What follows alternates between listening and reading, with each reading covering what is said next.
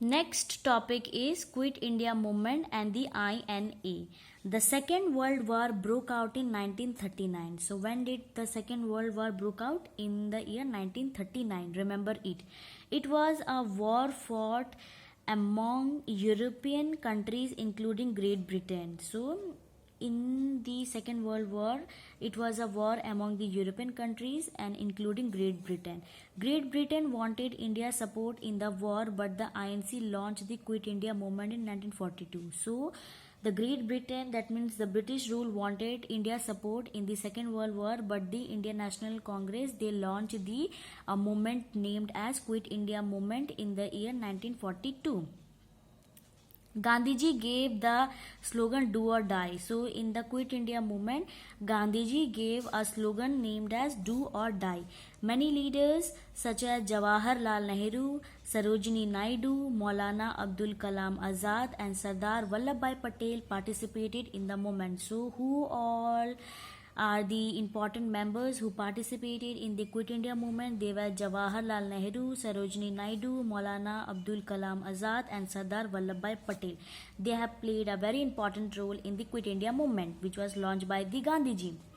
The Indian National Army or the INA was formed by Netaji Subhash Chandra Bose. So what is the full form of INA? Indian National Army, and it was formed by Netaji Subhash Chandra Bose. Remember it.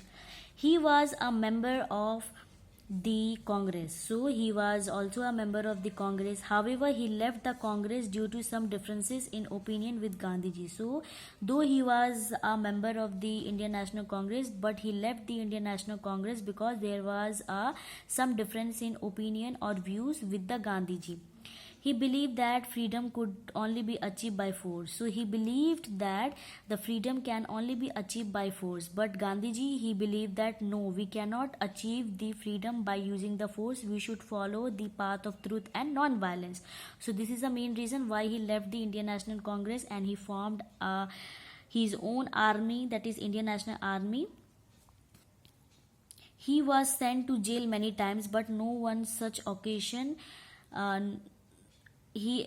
but on one such occasion he escaped to Russia. So he was sent to jail many times, but in one occasion he escaped to Russia. He ran away to Russia. From Russia he went to Italy and then Japan. He formed the INA and fought the British for Indians' independence. So he formed the INA with the help of Russia, Italy and Japan, and finally he formed the INA and fought against the British for India's independence. So here is a picture of Netaji Subhash Chandra Bose.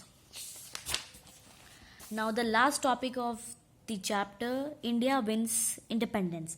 In 1945, after the Second World War ended, so when Second World War ended in the year 1945, the British realized that they had no other opinion than to leave and grant independence to India. So after the end of the Second World War, the British realized that they had no other option.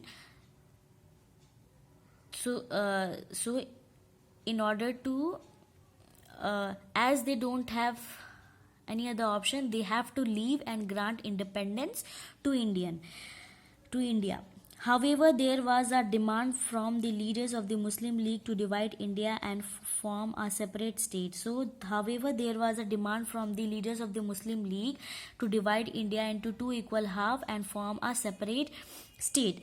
After a lot of consideration, the Indian subcontinent was partitioned to form Pakistan. So after a lot of consideration and different types of trial and discussion, the Indian subcontinent was partitioned into to form a Pakistan. That means there would be a two country. One is India and other is Pakistan. So India won its independence on 15 August 1947. So finally India got its independence in 15 August 1947 and Pakistan got independence on 14th August 1947.